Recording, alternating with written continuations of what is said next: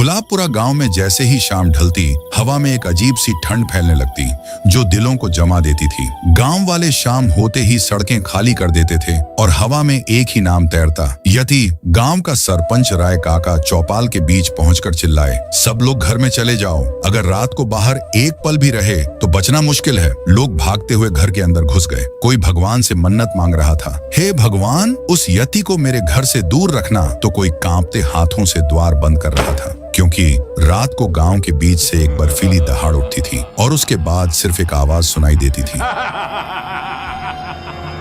वो आवाज यति की थी, एक ऐसा राक्षस जो बर्फ फेंककर इंसानों को जिंदा जमा देता था। जिसका सामना यति से पड़ जाए उसका खेल वहीं खत्म। सुबह बस बर्फ के पुतले मिलते और उनके भीतर जमी लाशें। लेकिन किसी को नहीं पता था कि यति हर रात अपने शिकार क्यों खोजता है। यति का आतंक इतना बढ़ चुका था कि अब वो दिन में भी निकलने लगा था। लोग खेतों से भागकर आते, बचाओ, यति आ गया, और पीछे सिर्फ जमी हुई लाशें। राय काका तिलमिला उठे, बस बहुत हुआ, आज रात में इस यति का खेल खत्म कर दूंगा। उस रात सब सो रहे थे पर राय काका जाग रहे थे। एक पुरानी झोपड़ी के अंदर छिपकर वे यति का इंतजार करने लगे। आधी रात होते ही हवा तेज हो गई, जमीन कांपने लगी और वही आवाज गूंजने लगी।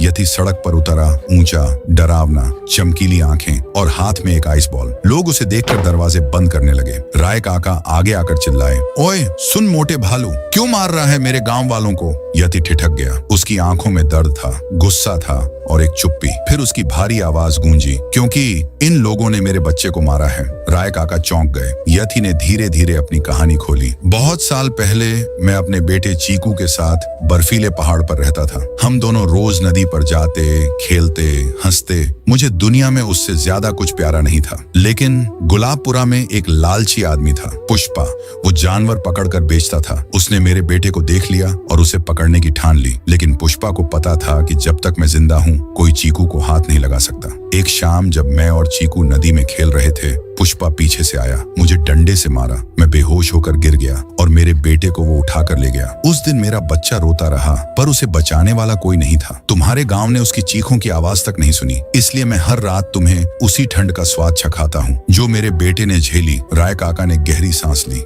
मैं तेरे बेटे को वापस लाऊंगा, ये मेरा वादा है। उधर पुष्पा अपनी हवेली में ऐश कर रहा था और एक पिंजरे में चीकू कैद था। तभी अचानक कमरे में जोरदार धुआं फैल गया। पुष्पा समझ नहीं पाया कि यह क्या हो रहा है। वह डरते हुए बोला, कौन है? धुआं हटते ही राय काका और चीकू दोनों उसके सामने खड़े थे। पुष्पा डरते हुए जमीन पर घुटनों के बल गिर गया। राय काका गरजे, ये बच्चा यति का है और आज मैं इसे लेकर जा रहा हूँ। पुष्पा अपनी जान की भीख मांगने लगा।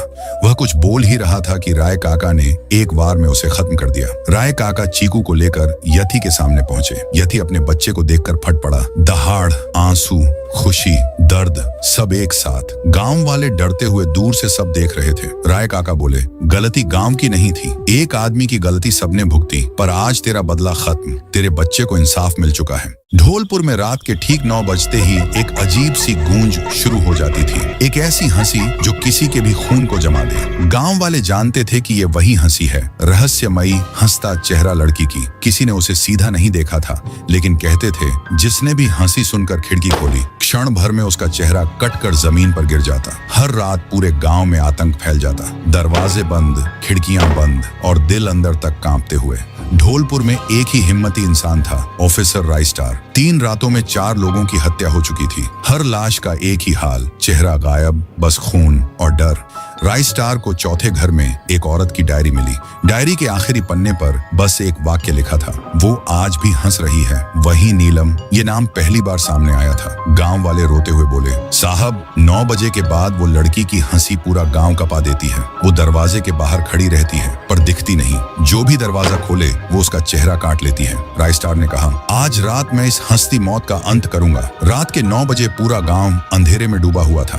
तभी अचानक वही हंसी गूंज उठी, दर्द भरी, भयानक।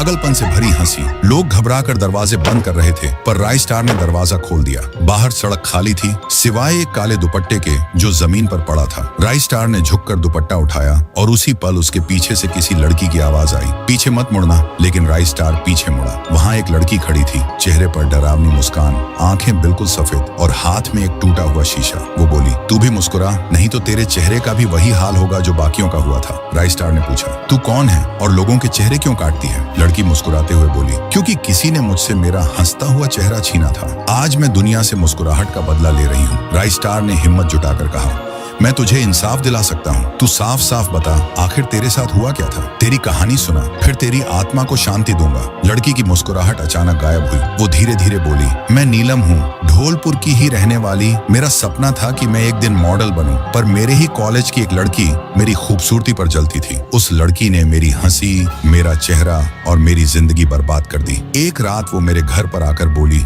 अरे नीलम, चल वीडियो बनाने चलते हैं। मैंने कहा, इतनी रात को? पर उसके बार बार कहने पर मैं उसके साथ चली गई। वो मुझे एक सुनसान मैदान में ले गई, मुझे हंसने को कहा और मोबाइल कैमरा ऑन कर दिया। जब मैंने हंसा, उसने उसी पल मेरे चेहरे पर एसिड फेंक दिया। मैं वहीं जमीन पर तड़पती रही। जैसे तैसे गांव में आकर लोगों के दरवाजे खटखटाए, पर किसी ने दरवाजा नहीं खोला। जिन्होंने खोला भी था, उन्होंने कहा, भाग यहाँ से, मर भी रही है तो मेरे घर के सामने मत मर। उस रात मैं चीख चीख कर मर गई और मरते वक्त मैंने श्राप दिया। जिन्होंने मेरी चीखें अनसुनी की, उनकी मुस्कान मैं नोच लूंगी। ये सब सुनकर राय स्टार के रोंगटे खड़े हो गए। राय स्टार बोला, नीलम, तुझ पर जो बीता वो अत्याचार था, लेकिन निर्दोष गांव वालों की क्या गलती है? नीलम चिल्लाई, उन्होंने भी दरवाजे बंद किए थे। राय स्टार ने कहा, अगर तू इंसानियत चाहती थी तो दूसरों की इंसानियत क्यों छीन रही है? नीलम का चेहरा कांपने लगा। क्या मैं गलत थी?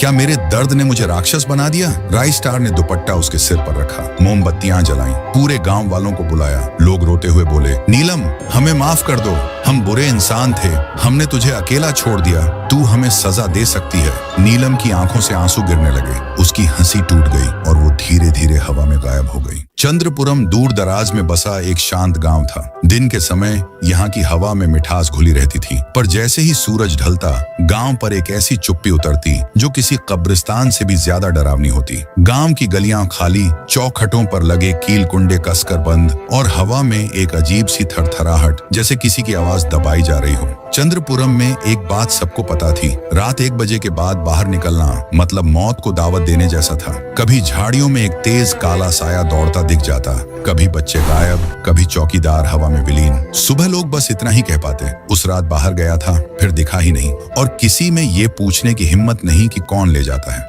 राय स्टार जो दूसरे गांव की ओर जा रहा था, एक तेज ट्रक बीच रास्ते में आ गया। राय स्टार का संतुलन बिगड़ा और उसने अपनी गाड़ी चंद्रपुरम की ओर मोड़ दी। सूरज डूब रहा था और हवा में अजीब सी भनभनाहट शुरू हो चुकी थी। राय स्टार ने देखा, लोग बिना कुछ बोले भाग रहे थे। वह सोच में पड़ गया, इतनी जल्दी सब कहां जा रहे हैं? तभी एक बूढ़ा आदमी चीखते हुए उसकी तरफ आया और बोला, जल्दी मेरे साथ चलो, वरना 1 सेकंड भी बाहर रुके तो जिंदा नहीं रहोगे। राय स्टार समझ नहीं पाया, लेकिन बूढ़े के चेहरे पर ऐसा डर था जो कोई अभिनय नहीं कर सकता था। वह चुपचाप उसके पीछे घर में घुस गया। दोनों पुराने लकड़ी के कमरे की खिड़की के पास छिपे थे। खिड़की के बाहर गली थी जो बिल्कुल शांत थी, इतनी शांत कि राय स्टार को अपनी सांसों की आवाज तेज लगने लगी। अचानक वहां पर कुछ हलचल होने लगी, जैसे कोई भारी चीज जमीन पर घसीट रहा हो। बूढ़ा आदमी कांपते हुए बोला, आ गया? राय स्टार ने पूछा, कौन? आदमी ने कांपती आवाज में कहा, वही काला साया। राय स्टार ने बाहर झांका, पर वहां कुछ नहीं था। पर अगले ही पल एक लंबी छाया खिड़की के पास से ऐसे गुजर गई कि पता ही नहीं चला। राय स्टार घबरा गया, पर वह छाया जैसी आई थी वैसे ही गायब भी हो गई। रात गहरी हो चुकी थी। तभी दूर 2 गांव वाले दिखाई दिए, किसी इंसान की लाश कंधे पर उठाए गांव के बाहर जा रहे थे। राय स्टार को शक हुआ, वह चुपचाप उनका पीछा करने लगा।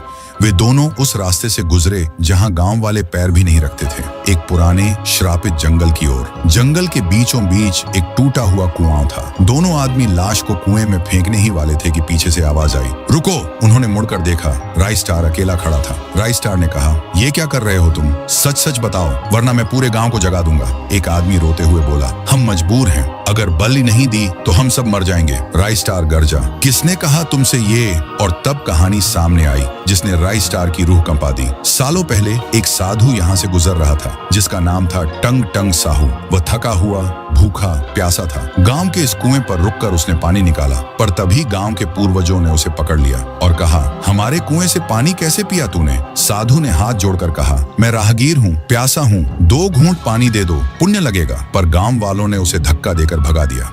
जाते जाते साधु ने कहा, आज तुमने प्यासे को पानी नहीं दिया, अब यह कुआं पानी नहीं, तुम्हारा रक्त मांगेगा। किसी ने उस पर विश्वास नहीं किया, पर कुछ ही दिनों में गांव पर दुखों का पहाड़ टूट पड़ा। खेत सूख गए, व्यापार ठप हो गया, लोग बुखार खांसी से मरने लगे। जब लोग मरने लगे तब उन्हें श्राप याद आया। अमावस्या की रात पहली बलि कुएं में फेंकी गई और चमत्कार हुआ। अगले दिन सब ठीक हो गया, खेतों में हरियाली आ गई, लोग फिर स्वस्थ होने लगे। तब से हर अमावस्या की रात एक बलि दी जाती थी, और अगर बलि ना दी जाए तो काला साया खुद निकल आता और जो मिलता है उसे अंधेरे में खींच ले जाता। राई स्टार गुस्से से कांप उठा।